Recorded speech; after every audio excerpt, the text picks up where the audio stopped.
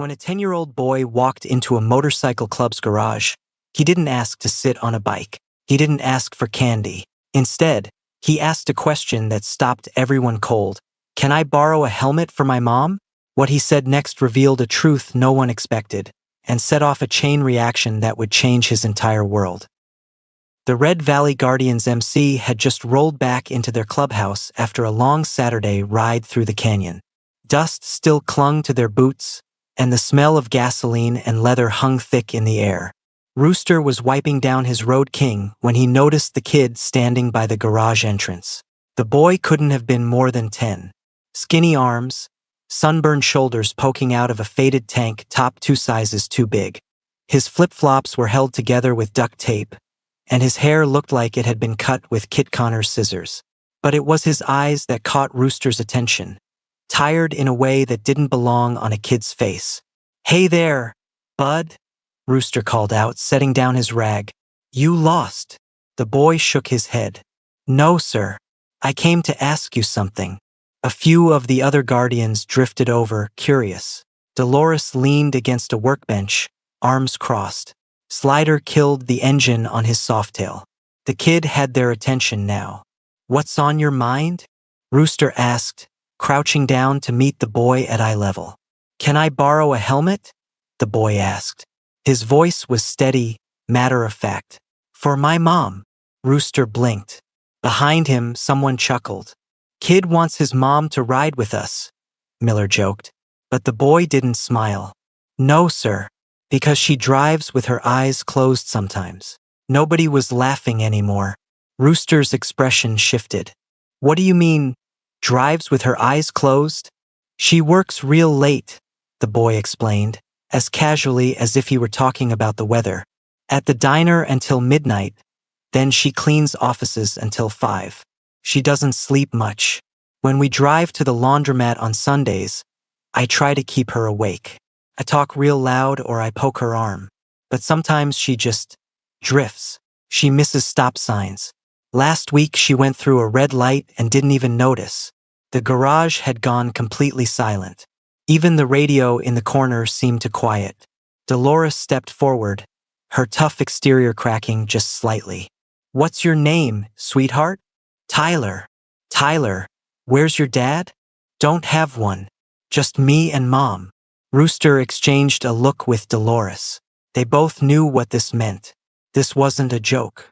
This wasn't a kid playing make-believe. This was real. "Tyler," Rooster said carefully, "where do you live?" The boy pointed east, toward the tracks. "Other side, above the old liquor store that closed down." Brick, who'd been standing in the shadows, spoke up for the first time. "The one with the busted window?" Tyler nodded. Rooster stood slowly, his knees cracking. "How about you show us? Just so we can make sure your mom's okay." Tyler hesitated, his eyes flickering with something that looked like fear. "She's gonna be mad I bothered you. She says I'm not supposed to ask strangers for stuff." "You didn't bother us," Dolores said gently, kneeling beside him. "And we're not strangers anymore. We're neighbors." The walk took 15 minutes. Tyler led them through alleys and across the railroad tracks, past chain-link fences and abandoned shopping carts. When they reached the building, Rooster's stomach tightened. Peeling paint, sagging gutters, windows covered with bedsheets instead of curtains. The apartment was on the 2nd floor. Tyler knocked softly, 3 quick taps like a code. A moment later, the door cracked open. The woman who answered looked exhausted in a way that went beyond tired. Dark circles under her eyes, hair pulled back in a messy ponytail, wearing scrubs that had seen better days. She was probably mid-30s but looked 50. "Tyler." Her voice was hoarse. Then she saw the bikers behind him, and her face went pale. "What happened? Is he okay?" "He's fine, ma'am," Rooster said quickly, removing his sunglasses. "Name's Rooster. These are some friends from the Red Valley Guardians. Your boy came by our clubhouse asking for a helmet." Erica's face flushed red. "Oh God. Tyler, I told you." She looked at Rooster, mortified. "I'm so sorry. He shouldn't have bothered you. We don't need anything." But Dolores was already looking past her into the apartment. Nearly empty fridge visible from the doorway. A couch with springs poking through. Tyler's school backpack patched with safety pins. "Ma'am," Dolores said softly, "when's the last time you slept through the night?" Erica's eyes filled with tears. She didn't answer. She didn't have to. Rooster didn't sleep that night. He kept seeing Erica's face, the way it crumbled when Dolores asked about sleep, the way she'd apologized for existing. He'd seen poverty before, but this was different. This was someone drowning in plain sight, too proud to scream for help. The next morning, he was at the clubhouse. Dolores was already there, coffee in hand, looking just as restless. "We doing this?" she asked. "Yeah," Rooster said. "We're doing this." He called an emergency church meeting, club business only, no outsiders. By mid-morning, the guardians sat around the scarred wooden table in the back room. Rooster laid it out plain. Single mother, 2 jobs, kid worried enough to ask bikers for a helmet because he thought it might save her life. "So what are we talking here?" asked Wrench, the club's treasurer. "A fundraiser? Pass the hat." "No," Dolores cut in. "That woman won't take charity. You saw her face. She'd rather collapse than accept a handout." Slider leaned forward, his former social worker instincts kicking in. "Then we don't make it about her. We make it about Tyler. Kids accept help easier than parents do. We offer tutoring, after-school stuff. Meanwhile, we handle the practical things quietly." Miller, the mechanic, rubbed his beard. "That car of hers is a death trap. Bald tires, brakes grinding metal on metal. I can fix it. Tell her it's a club promotion or something. Free safety inspection for single parents." Brick, still standing in the corner, spoke quietly. "Kid mentioned laundromat. Sunday mornings. That means no washer in the apartment." Dolores nodded slowly. "And I saw that fridge. Mostly condiments and a carton of eggs. When's she eating? When's he eating?" The plan came together piece by piece. Keep it simple. Just people showing up, offering solutions that looked like opportunities instead of pity. Sunday afternoon, 2 trucks pulled up outside the liquor store building. Tyler was sitting on the front steps doing homework when he spotted them. His eyes went wide as Rooster climbed out, followed by Miller, Dolores, and Slider. "Hey, Tyler," Rooster called. "Your mom home?" Before the boy could answer, Erica appeared in the doorway, still in her diner uniform. Her expression shifted from confusion to alarm. "What's going on?" "Nothing bad," Dolores said quickly, holding up her hands. "Promise. We just had some things lying around the clubhouse that nobody's using, and we thought of you." Miller was already hauling a set of tires from the truck bed. "These came off a member's truck last month. Barely used, wrong size for his new rig. Heard your car might need them." Erica stared. "I can't. They're literally going to the dump otherwise," Miller interrupted. "You'd be doing me a favor. Storage space is tight." Rooster pulled out a DOT-approved helmet, child-sized, with a matte black finish. He handed it to Tyler. "This is for you, bud. For when you ride bikes someday. Can't start too early with safety." Tyler's hands trembled as he took it. He looked up at his mother, asking permission with his eyes. Erica's voice cracked. "You didn't have to do this." "We know," Dolores said. Then she nodded toward Slider, who was carrying 2 heavy bags of groceries. "And before you say anything, the food bank gave us way too much this month. Club can't eat it all before it goes bad. You'd actually be helping us out." It was a lie and everyone knew it. But it was the kind of lie that let Erica accept without breaking. She covered her face with her hands and cried. Tyler wrapped his arms around her waist, and for a moment, nobody spoke. Over the next 2 weeks, the guardians became fixtures in Tyler's life. Slider started showing up after school 3 days a week, helping with math homework at the library. He discovered Tyler was smart, really smart, just behind because he'd missed school helping his mom or because he'd been too hungry to concentrate. Miller made good on the tire promise, then casually mentioned the brakes while he was at it. "Might as well do them now while I've got it on the lift," he said. Erica tried to pay him. He refused. But it was Brick who surprised everyone, including himself. The quiet ex-Marine with the haunted eyes started inviting Tyler to the clubhouse on Saturdays. He'd show the boy how to clean carburetors, check oil, torque bolts to spec. He didn't talk much, but he didn't have to. Tyler watched everything, absorbed everything, asked questions that showed he was really thinking. One Saturday, while they were rebuilding a carburetor, Tyler asked, "Were you in the war?" Brick's hands stilled. "Yeah." "Did you have kids?" A long pause. "Had a son. Lost him when he was about your age. Car accident."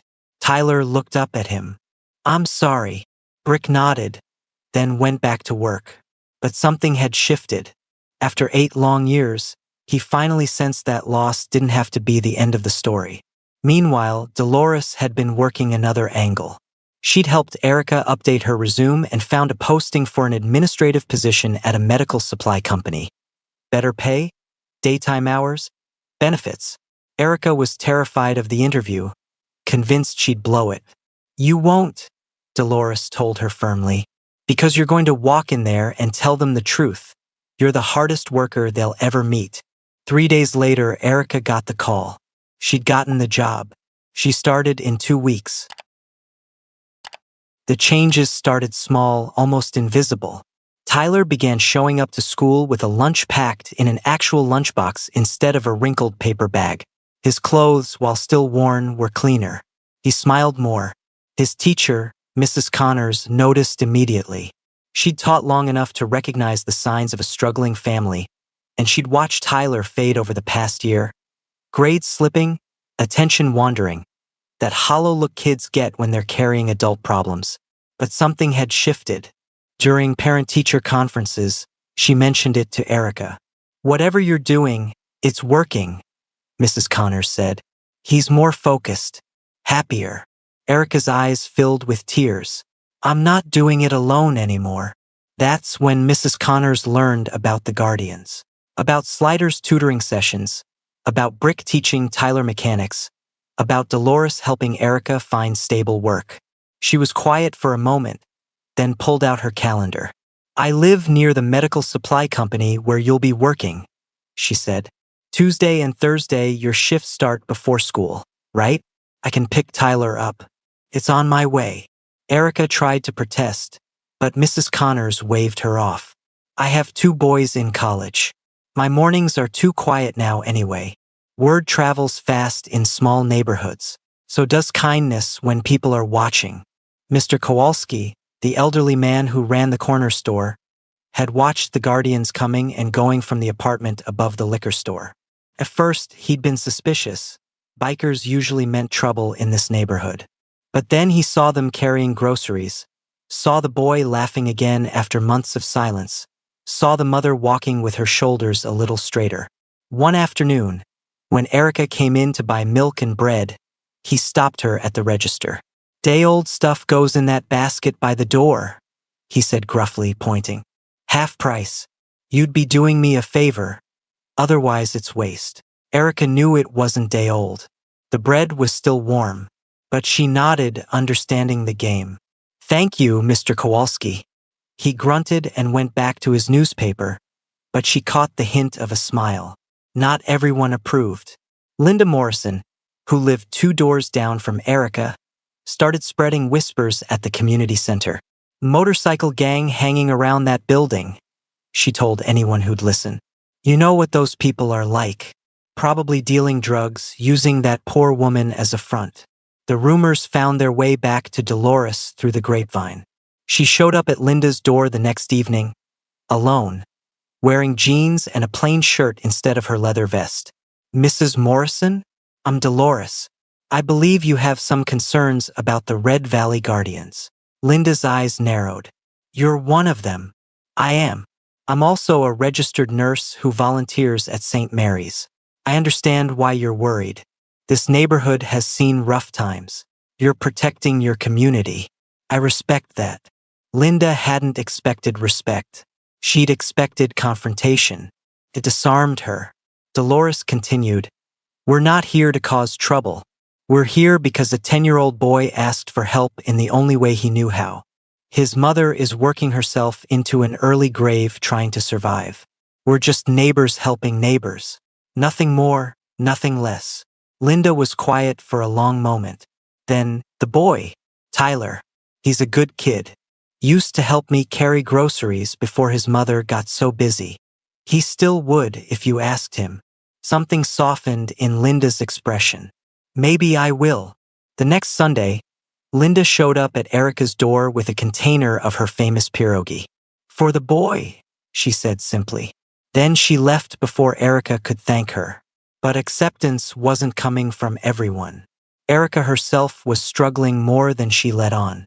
The new job was a blessing, but it terrified her. After years of mindless physical work, serving tables, mopping floors, she was suddenly answering phones, managing schedules, being treated like a professional. She kept waiting for someone to realize they'd made a mistake, that she didn't belong there. One evening, after a particularly rough day where she'd fumbled an important call, she broke down in front of Dolores. "I don't know what I'm doing," she sobbed. "I'm going to mess this up. They're going to fire me, and then what? I'll have let down everyone who helped us. Tyler will think I'm a failure again." "Again?" Dolores asked sharply. "When did Tyler ever think that?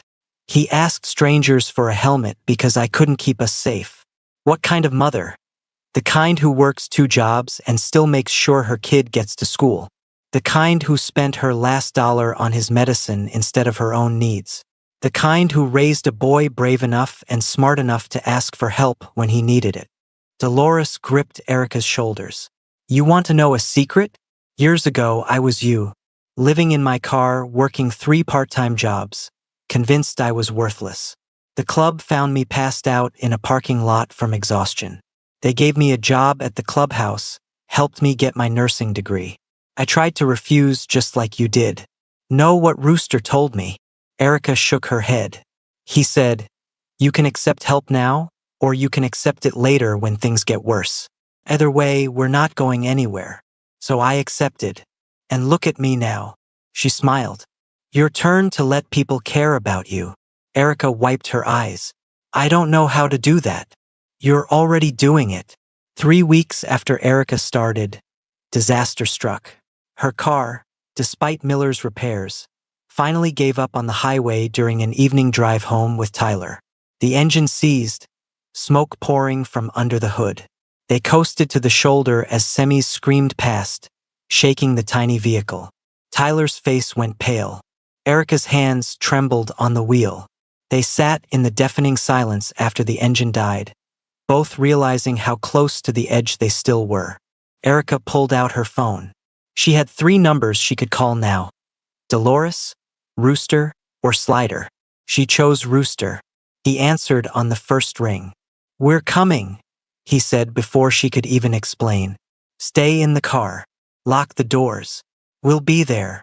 Less than 20 minutes later, headlights appeared. Not 1 bike, but 6. The Guardians formed a protective barrier around the dead car while Miller hooked it to his truck.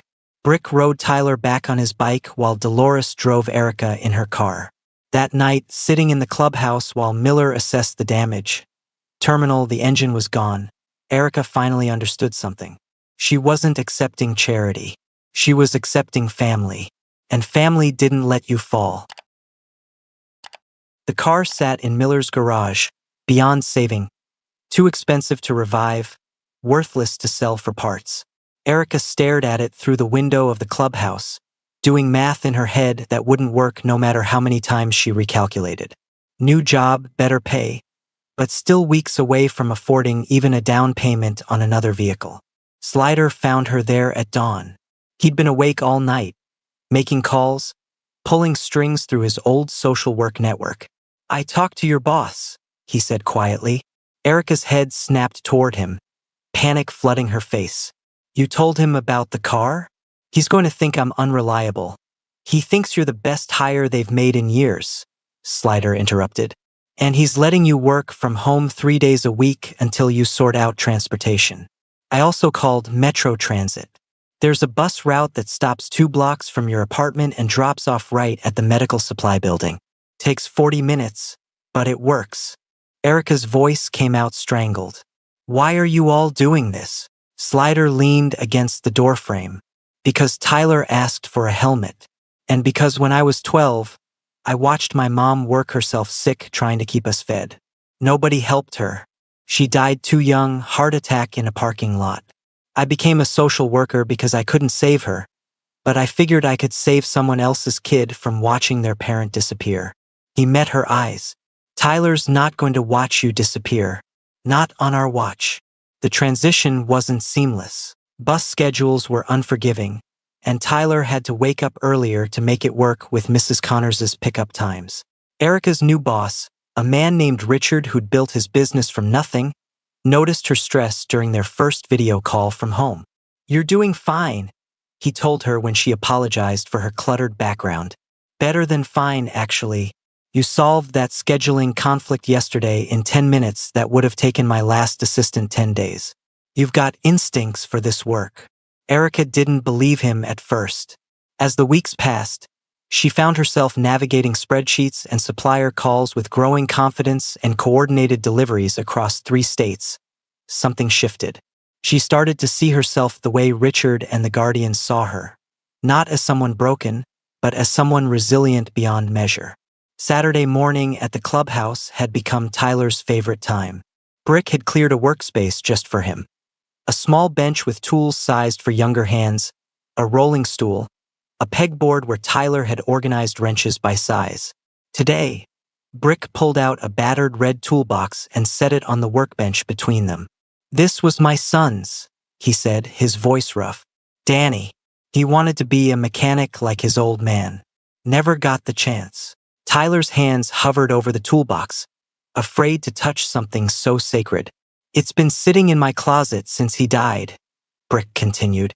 "Figured it was time it got used for what it was meant for." He pushed it toward Tyler. "It's yours now. Take care of it." Tyler's eyes filled with tears. "I promise." Brick nodded once, then turned away, wiping at his face. But his shoulders, which had carried grief like stones for nearly a decade, seemed just a little lighter. The club's annual charity ride was approaching. 100 bikes rolling through town to raise money for the Children's Hospital. This year, Rooster had added something new. A sidecar attached to his custom trike, painted red with flame details. "Tyler," Rooster called from across the garage. "You ever been on a bike before?" The boy shook his head, eyes wide. "Well, that's about to change. Got your helmet." Tyler ran to his locker. Dolores had given him one after he kept leaving his things scattered around, and pulled out the black helmet. When he lifted it, something crinkled inside. He pulled off the liner and found a piece of notebook paper, folded small. It was in his own handwriting, from the first day the Guardians had brought the helmet to his apartment. He'd forgotten writing it, but the words came back clearly. "She needs it more than me, but now I think we both have one." He'd meant safety, protection. But reading it now, Tyler realized he'd been writing about something bigger, about hope, about people who showed up, about not being invisible anymore. The morning of the ride, Erica stood in the clubhouse parking lot, wearing jeans Dolores had helped her pick out and a red Valley Guardians supporter shirt. Her hair was down, and she wasn't wearing her waitress shoes or cleaning company scrubs.